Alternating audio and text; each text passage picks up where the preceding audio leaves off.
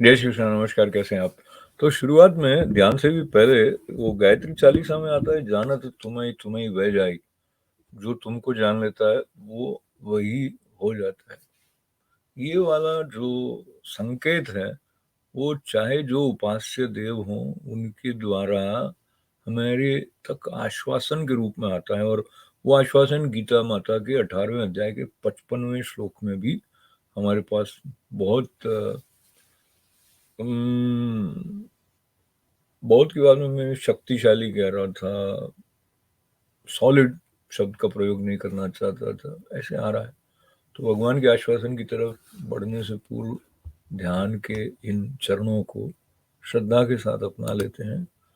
पार्थाय प्रतिबोधितां भगवता नारायणेन स्वयं व्यासेन ग्रथितां पुराणमुनिना मध्ये महाभारतम् अद्वैतामृतवर्षिणीं भगवतीम् अष्टादशाध्यायिनीम् अम्ब त्वामनुसन्दधामि भगवत् गीते भवद्वेषिणी।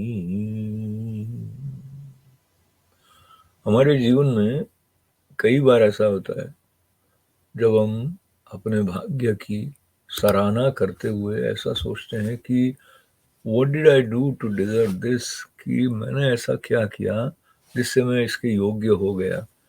ये योग्यता जो विलक्षण है वो प्रत्येक मनुष्य में भगवान ने, सृष्टा ने विद्यमान कर रखी है। हम धीरे धीरे उसके प्रति गीता माता का आश्रय लेकर सचेत होने की दिशा में बढ़ रहे हैं। तो 55वां जो श्लोक है उसमें भगवान ने कहा, भक्त्या माम अभिजानाति यावन्यश्चास्मि तत्वतः ततो माम तत्वतो ज्ञात्वा विशते तदनंतरम। तो पहले इसका शाब्दिक अनुवाद देखते हैं, फिर स्वामी शिवानंद जी के चरणों में बैठकर उन्होंने जो बात कही है उसका थोड़ा आश्रय लेंगे। इस शब्द रूप में इसका अर्थ है, और उस पराभक्ति के द्वारा वो मुझ परमात्मा को मैं जो हूं और जितना हूं ठीक वैसा का वैसा तत्व से जान लेता है, और उस भक्ति से मुझको तत्व से जानकर तत्काल ही मुझ में प्रविष्ट हो जाता है। तो भगवान में प्रविष्ट हो जाने का मतलब क्या हुआ कि भगवान के साथ एक में एक हो गए। वही बात हुई, जानत तुम्हें तुम्हें वह जाई। तो इसके बारे में स्पष्टता के लिए जो स्वामी शिवानंद जी ने बातें कही है उसमें ये सार निकल कर आ जाता है कि जो परम भक्ति है, जिसे कि पराभक्ति कहा, और ज्ञान दोनों एक ही हैं।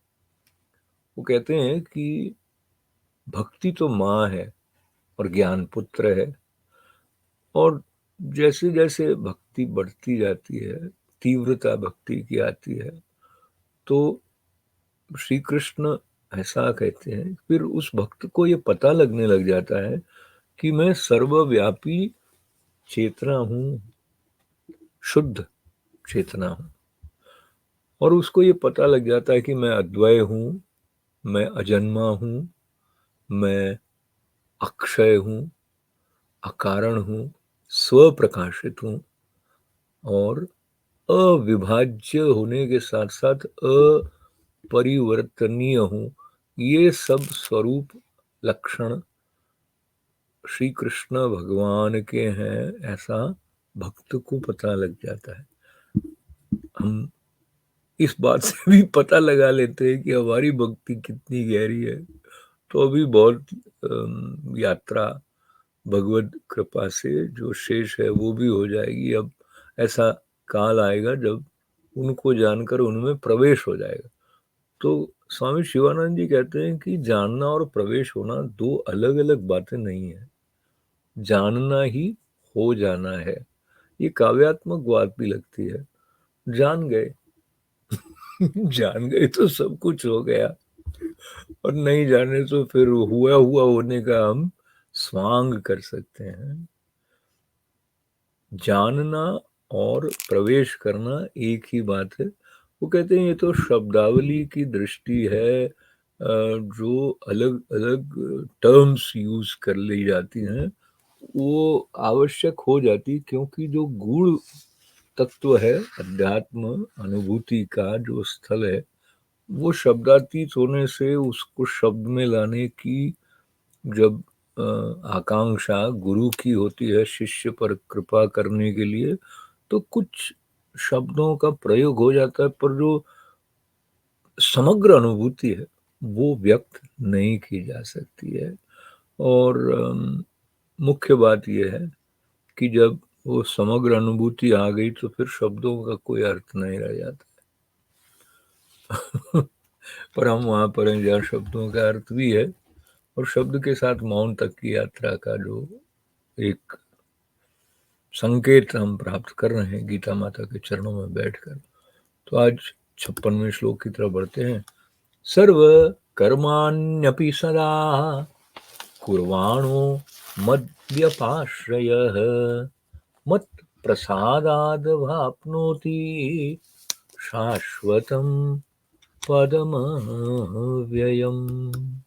इसका अर्थ भक्ति सहित निष्काम कर्म योग से जो भक्ति भगवत प्राप्ति होती है, तो कहा मेरे परायण हुआ कर्म योगी तो संपूर्ण कर्मों को सदा करता हुआ भी मेरी कृपा से सनातन अविनाशी परम पद को प्राप्त हो जाता है।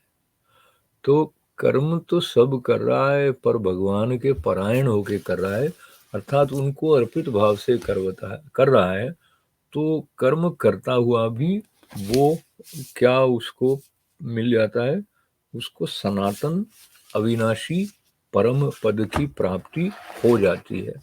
तो ये जो परम पद की प्राप्ति होने वाली बात है, इसको भी जब हम स्वामी शिवानंद जी की वाणी से जो स्पष्टता मिल रही है उसका आधार लें, तो वो कहते हैं कि जब शरण ले ली है भगवान में, तो वो अवस्था आ गई जो कि शाश्वत है, जो कि अक्षर अवस्था है।